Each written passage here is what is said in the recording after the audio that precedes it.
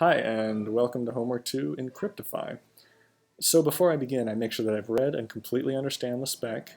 Knowing what you're trying to do is key to doing it. So I've read the spec, and I opened a starter file, and there are 4 blocks here all ready to help me out. They're empty, of course, and our job is to fill them in. Let's take a look, though, at valid key first. We know that a valid key must only contain letters, so A through Z. Let's think about how to approach this. I know that I somehow need to look at each character in the input word and determine if they're each letters or not. If I could somehow split the input word up into a list, that could be helpful for iterating through each character. Just a thought. Let's say, though, that I'm iterating through a word. How do I tell if a character is a letter or not?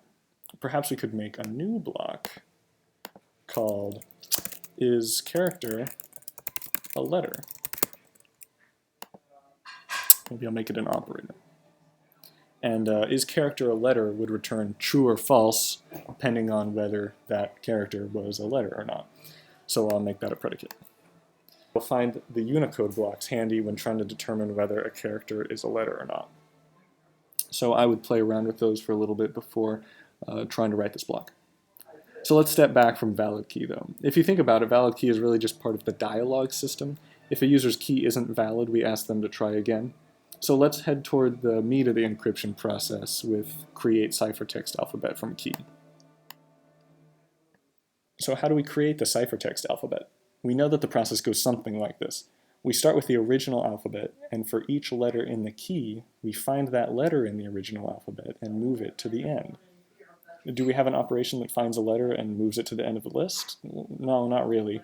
But it sounds like an important block for this algorithm, so what if we made a block that does the simpler task of moving a single item to the end of a list?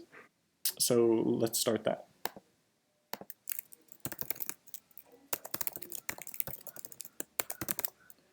This seems kind of like a list operation. So what do we need to do when moving an item to the end of a list? Well, first we need to find that item in the list, then delete it, then add it to the end. Remember back in the algorithms homework, we already wrote a block that locates an item in a list. After we find an item, what's next? Well, deleting it and adding it to the end. And I'm sure there are some nice list operations that could come in handy here.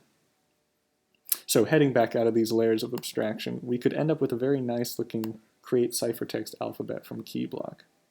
So let's take a brief look at encryption and decryption now. So let's straighten out how the cipher works to try and remove some confusion about it. If you find yourself deep into the encrypting process and you get a bit disoriented, which could totally happen, maybe you can refer back to here to sort of reorient yourself and say like, oh yeah, that's what I was doing, okay. So we start with our original alphabet and a ciphertext alphabet that we've created from some key. How does the word hi get encrypted?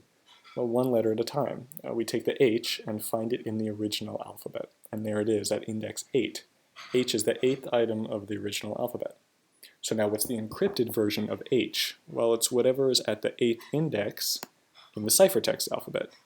And that appears to be M in this case. So now what about decrypting? You could take note that decrypting works the same way, except that we look for the letter in the ciphertext alphabet first, then find the letter at that index in the original alphabet. We retrieve the H in this case. All we've done is switch the ciphertext alphabet and the original alphabet. So good abstractions in your encryption solution can help you out a lot with your decryption solution. And that's all for now, so have fun with it and always get help early on.